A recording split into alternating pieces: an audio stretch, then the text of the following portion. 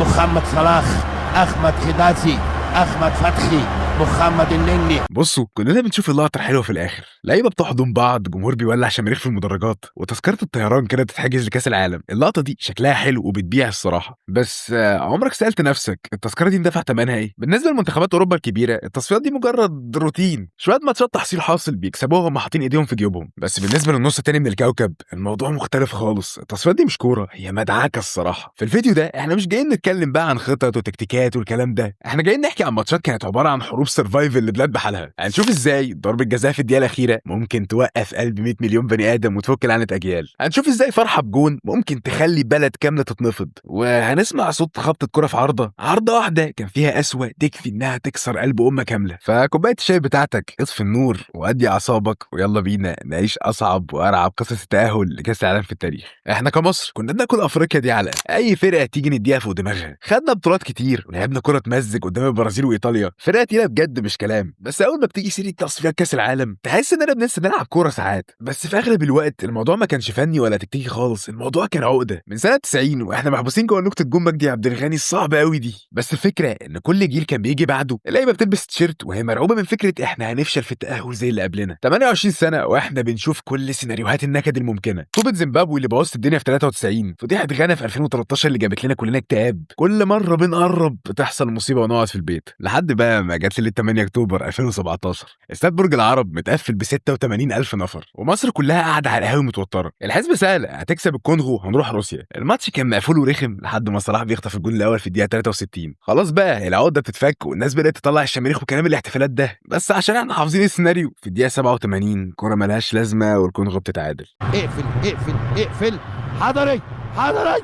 حرام حرام. انا اكيد مش محتاج اوصف لك السكوت اللي حصل في برج العرب ساعتها، انت نفسك اكيد كنت حاسه. الكاميرا في اللحظه دي جايبه صلاح واقع على وشه في الارض واصعب بقى 7 دقايق في تاريخ المنتخب المصري والكلام الحلو ده. بس بجد اللقطه دي لخصت وجع 100 مليون مصري. شريط ال 28 سنه عدى قدام عينينا في ثانيه، الاحساس بتاع احنا منحوسين ومفيش فايده رجع ركبنا تاني. بس في لقطه محدش هينساها، صلاح بيقوم بيزعق وبيشاور للجمهور وفي الدقيقه 94 حجازي على اللي فوق، وهي ايه؟ ضربة جزاء، ضربة جزاء. الله اكبر. سيبك بقى من الكرة خالص وركز معايا في وزن ضربة الجزاء دي. تخيل اللود النفسي اللي على اكتاف صلاح وهو ماسك الكرة ورايح يحطها على الارض. دي كرة متشال عليها 28 سنة من النكد وفشل اجيال قبله وحلم بلد كاملة نفسها تفرح. لو صلاح ضيع الكرة دي كان هينتهي نفسيا للابد، ده غير طبعا انه كان هيبقى شماعة الجيل ده. الملعب كله كان بيدعي ومفيش صوت في مصر كلها غير صوت نفس الناس، وصلاح بيشوط الكرة بثبات غريب. يا رب يا صلاح، محمد صلاح، محمد صلاح، وهوبا. الله الله الله يا بلادنا الله. صوت الفرحة اللي طلع من الاستاد ومن كل شارع في مصر وقتها ما كانش مجرد احتفال بجون، دي كانت لحظة خلت بلد كاملة خدت نفسها اللي كان مكتوم بقاله 28 سنة. فرحة برج العرب وضرب جزاء صلاح كانت تفريغ لضغط كروي بقاله 28 سنة، بس تخيل معايا ان اللود النفسي ده يضاعف مليون في المية. تخيل ان في فرقة تانية في قارة تانية كان مطلوب منها في 90 دقيقة بتوعها مش بس تفرح جمهور، دي كان مطلوب منها تلزق بلد متكسرة حتت، بلد طالعة من مجازر وشعب بيكره بعضه حرفيا. انا بكلمك هنا عن قصة التأهل المستحيلة للبوسنة في 2014. عشان تفهم حجم الليلة دي وتعيشها صح لازم نرجع لورا شوية في التسعينات. البوسنة ما كانتش مجرد بلد فيها شوية مشاكل سياسية، البلد دي عاشت واحدة من ابشع فترات الاباده العرقيه في التاريخ. تخيل انك تصحى الصبح تلاقي جارك اللي كنت بتشرب معاه قهوه امبارح مثلا رافع عليك سلاح عشان انت بس من عرق تاني او دين تاني. عاصمه البوسنه سراييفو كانت مدينه سياحيه اتحاصرت سنين وبقت حطام. عايزك تتخيل معايا كده شكل الحياه وقتها، حيطان البيوت متخرمه بالرصاص، مفيش اكل مفيش كهرباء ومفيش اي امان. الناس بجد كانت بتعيش شهور في الانفاق تحت الارض، ولما الحرب خلصت ظاهريا على الورق سابت وراها جثث ومجتمع مشوه، سابت فقر بياكل في العظم وناس بتمشي في الشارع عينها في الارض ما بتبصش في وش بعض من كتر الشك والكراهيه. مفيش اي حاجه قادره تلمهم تحت عالم واحد خالص. بس السواد والخراب ده بيطلع جيل من اللي عاش الفتره دي، طفل زي ايدن جيكو او بيانيتش طفولتهم كلها كانت فعلا في فتره الحرب. اللعيبه دي كبرت شايله جوه قلبها وجع بلد بحالها ولمت بعضها عشان تلعب باسم البوسنه في تصفيات كاس العالم 2014. والفكره بقى ما كانتش في انهم بيلعبوا كره حلوه بس، الفكره ان مع كل ماتش بيكسبوه في التصفيات كان بيحصل سحر غريب جدا في البلد. الناس اللي ما بقتش تبص في وش بعض بدأوا يتجمعوا عشان يتفرجوا على جيك وبيانيتش وهم بيحفروا في الصخرة عشان يصعدوا، لحد ما جت اللحظة الحاسمة في 2013 الماتش الأخير في التصفيات بره أرضهم ضد ليتوانيا. البوسنة محتاجة تكسب الماتش ده عشان تصعد للبرازيل على طول وتهرب من الملحق. الماتش متقفل، الوقت بيعدي لحد الدقيقة 68 لما إيبيجيفيتش يجيب جون المكسب. الجون ده ما كانش مجرد تذكرة طيران للبرازيل، الكاميرات اللي صورت شوارع سراييفو ليلتها وثقت معجزة حقيقية. لأول مرة من سنين طويلة جدا تلاقي الشعب البوسني كله واقفين مع بعض في نفس الشارع، يحضنوا بعض بقى، يعيطوا وبيغنوا سوا ورافعين علم واحد. في الليلة دي الكرة مسحت كراهية سنين وعمل في 90 دقيقة اللي كل سياسيين الأرض فشلوا يعملوه في 20 سنة. But in both games I think we play better than them. We create more chances. We play solid.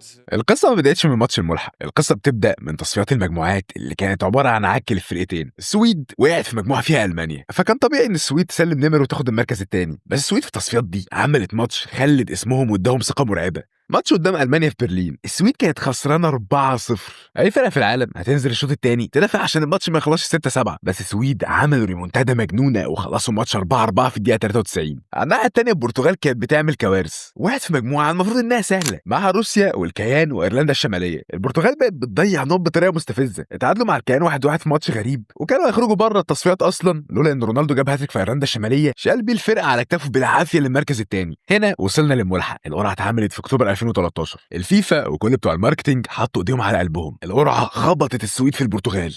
المشكله ان الحوار ما كانش برتغال وسويد، الحوار كان ان كاس العالم يا اما هيتلعب من غير رونالدو يا اما هيتلعب من غير ابراهيموفيتش. ماتش الذهاب في لشبونه خلص 1-0 للبرتغال، رونالدو جاب جون بدماغه في اخر الماتش، في ماتش كان مقفول وما فيهوش كوره يعتبر. الخلاصه كلها بقى كانت في ماتش العوده في السويد ملعب فريندز ارينا. الشوط الاول خلص 0-0. الشوط الثاني يبدا رونالدو بيضرب الاول من مرتده سريعه في الدقيقه 50. لو هتحسبها كده البرتغال كسبانه 2-0 في المجموع وجايبه جون بره ارضها. اي فرقه مكان السويد كانت هترمي الفوطه لانهم محتاجين 3 اجوان عشان يصعدوا، بس في ظرف 4 دقايق بالظبط ابرا بيقلب الملعب. الدقيقه 68 بيجيب جون التعادل من ركنيه، في الدقيقه 72 بيحط فاول حلو قوي. السويد بقت محتاجه جون واحد بس تبقى 3-1 وتركب الطياره للبرازيل وتطرد البرتغال، ولعيبه البرتغال ركبها ثابت وبداوا يغلطوا. هنا وفي عز ما السويد ضغطه وهتخطف الجون الثالث، كريستيانو رونالدو قرر يخلص الليله دي بدراعه، حرفيا كانوا بيرموا له الكره قدام ويسيبوا الباقي عليه. هجمه كده السويد فاتحه خطوطها، كره بتتقطع وتتلعب طويله لرونالدو، بيفتح سبرنت ويحطها بشماله في الجون والنتيجه 2-2. السويد لسه بتستوعب كره تانية بتتلعب له في مساحه بيطير عليها ويعدي من الحارس ويهاتريك والماتش يخلص 3-2. اللقطه اللي لخصت الخناقه دي كلها ما كانتش في الجون نفسه ولا في احتفال رونالدو، اللقطه كانت لما الكاميرا سابت الملعب كله وجابت زلاتان وهو واقف في نص الملعب بيبص رونالدو وبيسلم عليه وياخد منه تيشيرت. ابراهيموفيتش اللي الايجو بتاعه كبير جدا خضع واعترف في اللحظه دي ان الحوار خلص خلاص وان مفيش بني ادم طبيعي يقدر يوقف اللي رونالدو عمله في الشوط الثاني ده. بس لو انت فاكر ان ده اقصى درجات الجنان في التصفيات فانت محتاج تسيب اوروبا وتطلع معاها لامريكا الجنوبيه. هناك بقى الجنان ما كانش في اللعيبه، الجنان كان في المدرب نفسه. اهلا بيك بقى في كابوس الارجنتين مع مارادونا. سنه 2008 الاتحاد الارجنتيني قرر ياخد اغرب قرار في تاريخه. المنتخب كان بيمر في فتره تذبذب في التصفيات، فقاموا جايبين مارادونا يمسك المنتخب. نظريا انت جايب بقى اسطوره البلد، الراجل اللي صورته بتتعلق في الشوارع عشان يلم اللعيبه ويديهم روح، بس عمليا انت جايب راجل حرفيا مالتي في التدريب. من اول يوم الارجنتين اتحولت لسيرك. مارادونا في فتره التصفيات دي استدعى اكتر من 100 لاعب، كان بيجيب لعيبه من الدوري الارجنتيني ما حدش يسمع عنهم عشان يعني يشوفوني محنك وبتاع. تكتيك بقى كان ابيض، الفرقه بتنزل الملعب بتلعب بعشوائيه، ميسي تايه والنجوم مش عارفين هم بيلعبوا بخطه ايه اصلا. طب والنتيجه كارثه ورا الثانيه، الارجنتين بقت بتنزل الملعب خسرانه، والفضيحه كانت في ماتش بوليفيا في لاباز. الارجنتين اترقعت هناك 6-1، فضيحه شمتت العالم كله فيهم، وبعدها خسروا من الاكوادور والبرازيل 3-1 على ارضهم في الارجنتين، وبعدين خسروا من باراجواي. الارجنتين فجاه لقيت نفسها بره مراكز التاهل، وكاس العالم في جنوب افريقيا خلاص بيضيع من ايديهم. وصلنا للجوله قبل الاخيره، ماتش حياه او موت ضد بيرو في ملعب المونومنتال في بوينس ايرس. لو الارجنتين ما كسبتش الماتش ده رسميا هي بره كاس العالم. عشان تعرف ان مارادونا كان بيمشي بدماغه، قرر في الماتش المصيري ده انه يستدعى مهاجم عنده 36 سنه اسمه مارتن باليرمو ده تاريخه الدولي كله متخلص في مأساة واحده، ده اللاعب اللي ضيع 3 بلينات في ماتش واحد في كوبا امريكا 99،